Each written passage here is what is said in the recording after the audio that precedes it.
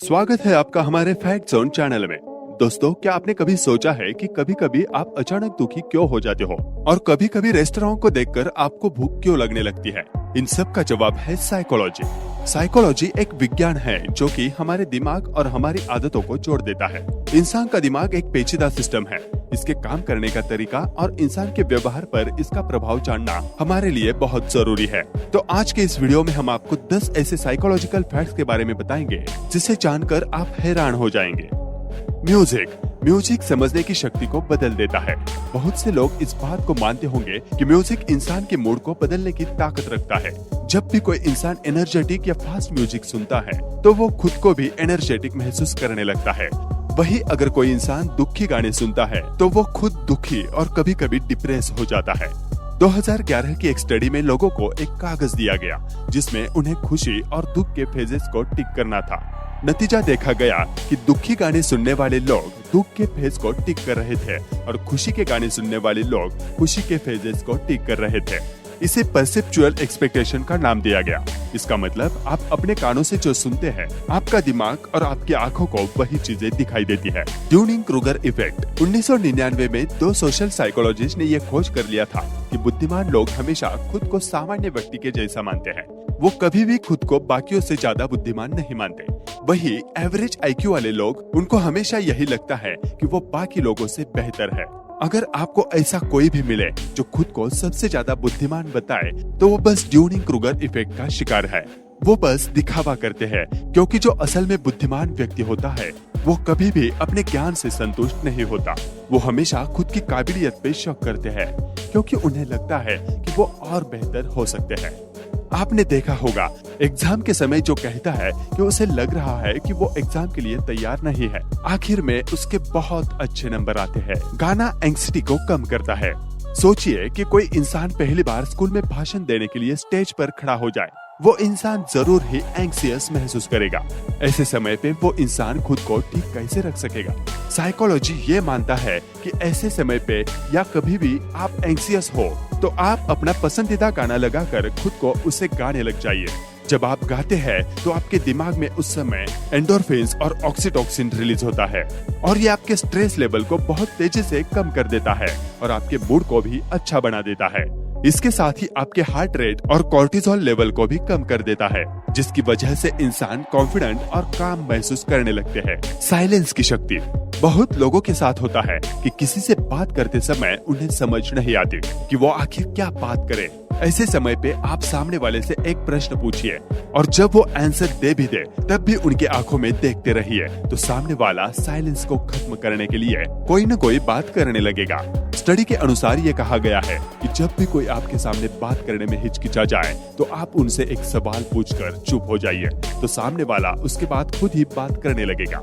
2 लोगों के बीच में शांति रहना बहुत ही अजीब लगता है, इसलिए ऐसे समय पे सामने वाला आपसे सवाल पूछता रहता है और कॉन्वर्सेशन आगे बढ़ने लगती है। खुद को बेवकूफ दिखाना। अगर आप किसी के सामने अच्छा इंप्रेशन बनाना चाहते हैं तो किसी ऐसे टॉपिक पर बात करिए जिसमें सामने वाले की रुचि बहुत है और उसके बारे में आप उनसे सीख लीजिए। उदाहरण के लिए, आप किसी से बात कर रहे हैं जिनको खाना बनाने के बारे में बहुत कुछ पता है। हो सकता है आपको भी खाना बनाने के बारे में बहुत कुछ पता हो, पर आप उनके सामने ऐसा दिखाइए जैसे कि आपको कुछ भी पता नहीं। उनसे सवाल पूछिए जिससे कि सामने वाले को लगेगा कि वो बहुत बुद्धिमान और कॉन्फिडेंट है।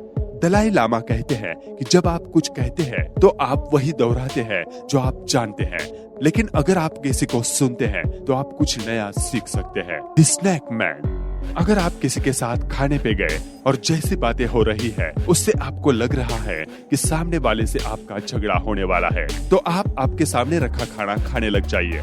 साइकोलॉजिस्ट के अनुसार खाना एक शांत करने वाली प्रक्रिया है। जब लोग कुछ खा रहे होते हैं तो वो लोग उस वातावरण में कंफर्टेबल महसूस करते हैं। अगर आपको लगे कि कोई इंसान आपके सामने गुस्सा कर रहा है या कुछ ऐसा कर रहा है जिससे आप लोगों में झगड़ा हो, तो आप उसे खाने को दे दें।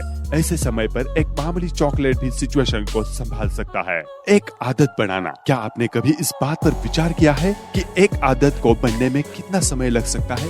पहले तो माना जाता था कि किसी भी आदत को बनाने या छोड़ने में 21 दिनों का समय लगता है।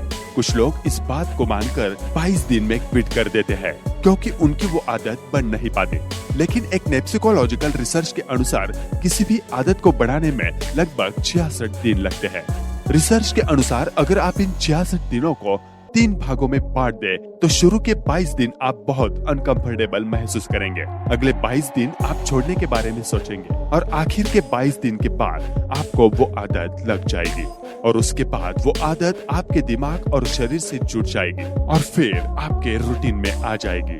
लोगों को उनके नाम से बुलाएं। साइकोलॉजिस्ट यह मानते हैं कि हर कोई इंसान अपना नाम सुनना यह उनका सबसे पसंदीदा साउंड होता है, क्योंकि हर किसी के जीवन में उनका नाम उनके लिए बहुत महत्वपूर्ण है।